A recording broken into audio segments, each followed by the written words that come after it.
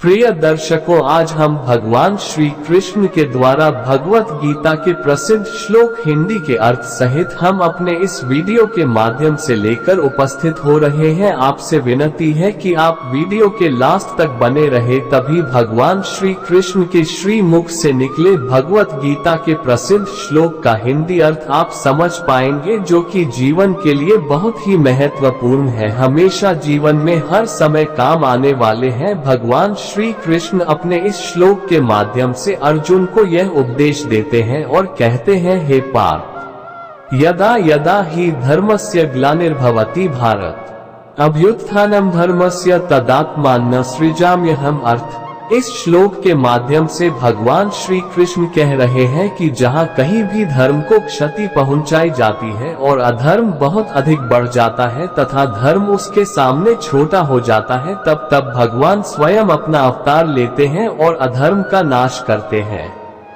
और भगवान श्री कृष्ण अगले उपदेश में कहते हैं, हे पार्थ, कर्मण्येवाधिकारस्ते मा फलेषु कदाचन माँ कर्मफल हेतुर्भूर्मा ते संगोस्व कर्मणि। अर्थ, इस श्लोक के माध्यम से श्री कृष्ण का तात्पर्य यह है कि मनुष्य का केवल कर्म पर ही अधिकार हो सकता है, उसके फल पर नहीं। अर्थात यदि मनुष्य सोचता है कि वह ये भी निर्धारित कर लेगा कि किस कर्म का क्या फल मिल सकता है, तो यह संभव नहीं है।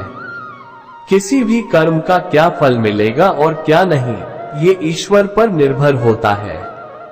इसी कारण मनुष्य को केवल कर्म करने पर ही ध्यान देना चाहिए, ना कि उसके फल पर।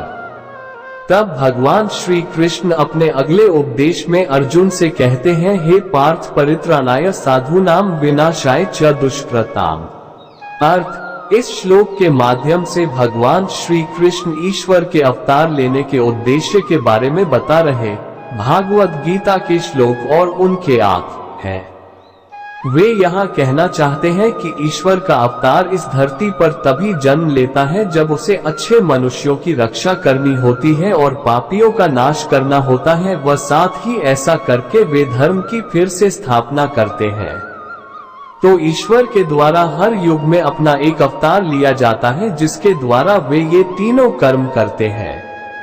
तब फिर भगवान श्री कृष्ण अर्जुन से कहते हैं, हे पार्थ, न ही कश्चित् क्षणमपि जातु तिष्ठते कर्मकृत् कार्यते ह्यवश्यः कर्म सर्वः प्रकृतिजैर्गुणैः। अर्थ, इस श्लोक के माध्यम से श्री कृष्ण मनुष्य के द्वारा कर्म करने की महत्ता की व्याख्या कर रहे हैं।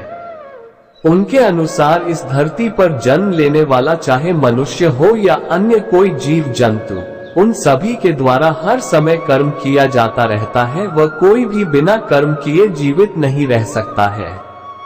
इस सृष्टि के द्वारा सभी जीव जंतुओं व मनुष्यों को कर्मों के द्वारा ही आगे बढ़ाया जाता है। तब फिर भगवान श्री कृष्ण अगले उपदेश में कहते हैं, हे पार्थ, यो न हृष्यति न द्वेष्टि न शोचति न कांक्षति शुभाशुभ परित्यागी भक्तिमान्यः स मे प्रियः। अर्थ, इस कथन के माध्यम से श्री कृष्ण बता रहे हैं कि उन्हें किस तरह के मनुष्य सबसे अधिक प्रिय होते हैं। तो ऐसे मनुष्य जिन्हें ना तो प्रसन्नता की अनुभूति हो, ना ही वे किसी से नफरत करते हो, जिन्हें सुख दुख की भी अनुभूति ना होती हो, जो सांसारिक मोह माया से दूर है और शुभ अशुभ कर्मों में भी नहीं मानते हैं, वही मनुष्य ईश्वर और श्री कृष्ण को सबसे अधिक प्रिय होता है। तब फिर भगवान श्री कृष्ण अर्जुन से कहते हैं, हे पार्थ, यदिदाचरति श्रेष्ठस्तद्देवेत्रो जन स यत् प्रमाणं कुरुते लोकस्तदनुवर्तते। अर्थ, इस श्लोक के माध्यम से श्री कृष्ण उत्तम मनुष्य के आचरण, व्यवहार और उसके प्रभाव के बारे में बात कर रहे हैं। उनके अनुसार इस विश्व में जो उत्तम मनुष्य है, वह जैसा कर्म करता है या जैसा व्यवहार करता है, उसी के अनुसार ही अन्य आम मनुष्य भी व्यवहार करते हैं। अब जिस प्रकार का उदाहरण वह उत्तम मनुष्य प्रस्तुत करता है, ठीक उसी तरह का कर्म आम मनुष्य करते हैं और उससे शिक्षा लेते हैं। नैन छिद्रन्ति शस्त्राणि नैन दहति पावक न चैन क्लेदयन्त्यापो न शोषयति मारुत। अर्थ, इस श्लोक के माध्यम से भगवान श्री कृष्ण ने आत्मा के महत्व को बताया है, जो कि परमात्मा का ही एक अंश होती है।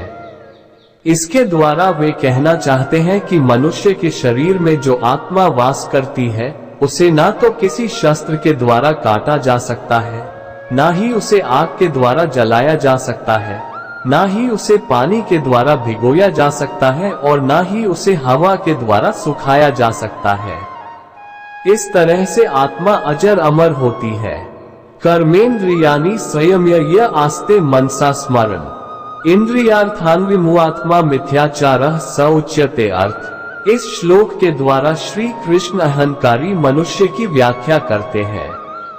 उनके द्वारा अहंकारी मनुष्य की परिभाषा बताते हुए कहा गया है कि जो मनुष्य बाहर से अपनी इंद्रियों के नियंत्रण में होने का दिखावा करता है, किंतु मन ही मन वह उन इंद्रियों के वश में रहता है, तो उसे अहंकारी की संज्ञा दी जा सकती है।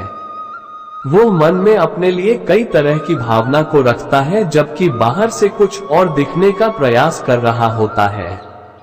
हतो वा प्राप्यसि स्वर्गम जित्वा वा भोष्यसे महिम तस्मात् उत्तिष्ठ कौन्तेय युद्धाय कृत निश्चय। अर्थ, इस श्लोक के माध्यम से श्री कृष्ण अर्जुन को कर्म करने की प्रेरणा दे रहे हैं, बजाय कि वे बिना कर्म किए यूं ही बैठे रहे। तो यहाँ वे कहना चाह रहे हैं कि यदि अर्जुन खड़ा होकर युद्ध करता है और किसी कारणवश मृत्यु को प्राप्त होता है, तो उसे स्वर्ग की प्राप्ति होगी, और यदि वह विजयी रहता है तो उसे धरती के सभी सुख भोगने को मिलेंगे। इस तरह से अर्जुन को कर्म करते रहना चाहिए और युद्ध में भाग लेना चाहिए। प्रकृतेः क्रियमाणानि गुणैः कर्माणि सर्वशः अहंकार विमुआत्मा कर्ताहमिति मन्यते। अर्थ, इस श्लोक के माध्यम से श्री कृष्ण इस धरती के लिए प्रकृति की महत्ता को समझा रहे हैं और साथ के साथ अहंकारी और अज्ञानी मनुष्य को बता भी रहे हैं।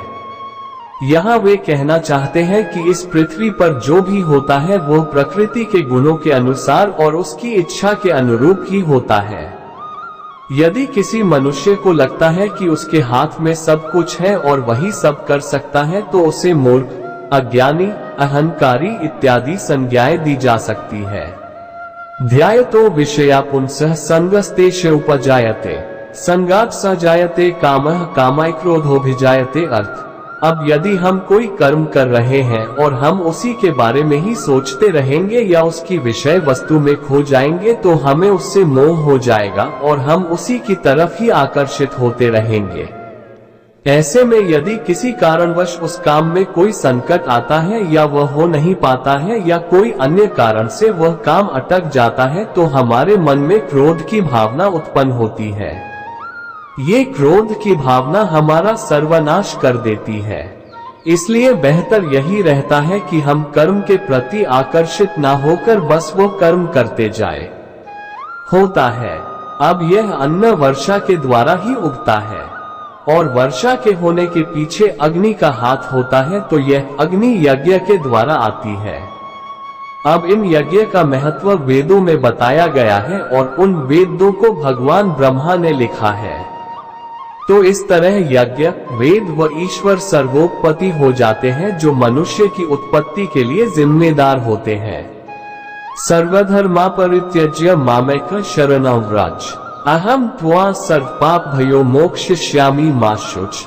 अर्थ, इस श्लोक के माध्यम से श्री कृष्ण अपनी महत्ता अर्थात ईश्वर की महत्ता के बारे में बात कर रहे हैं।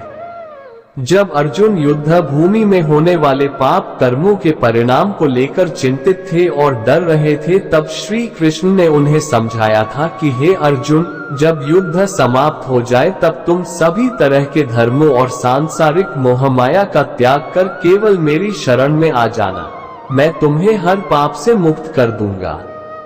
इस तरह से ईश्वर की शरण में चले जाने से सभी तरह के पाप से मुक्ति मिल जाती है। विद्या विनय संपन्ने ब्राह्मणे गवि हस्तिनी शुनि चैव श्वपा के च पंडिता समदर्शन। अर्थ, जो मनुष्य ज्ञान से भरे हुए होते हैं और अपनी बुद्धि का भरपूर इस्तेमाल करते हैं, वे किसी ब्राह्मण और चांडाल में भी समान रूप से परमात्मा को खोज लेते हैं। इसी तरह वे अन्य जीव जंतुओं जैसे कि गाय, कुत्ता, हाथी इत्यादि में भी परमात्मा के अंश को खोज लेते हैं। उन्हें हर जगह मनुष्य और जीव जंतुओं के अंदर परमात्मा के दर्शन हो सकते हैं और उसे देखकर वे शांति की अनुभूति करते हैं। प्रिय दर्शकों, भगवान श्री कृष्ण के श्रीमुख से निकले ये भागवत गीता के उपदेश आपको कैसे लगे? ये गीता के उपदेश आपको अच्छे लगे हो तो कमेंट बॉक्स में राधे राधे लिखना ना भूलें और वीडियो के लास्ट तक बने रहने के लिए आपको बहुत बहुत धन्यवाद। श्री दर्शक बंधु, हमारे YouTube चैनल श्री निर्मल ज्ञान गंगा को सब्सक्राइब करें, वीडियो को अधिक से अधिक लाइक करें और अपने दोस्तों को ज्यादा से ज्यादा शेयर करें। जय श्री कृष्णा।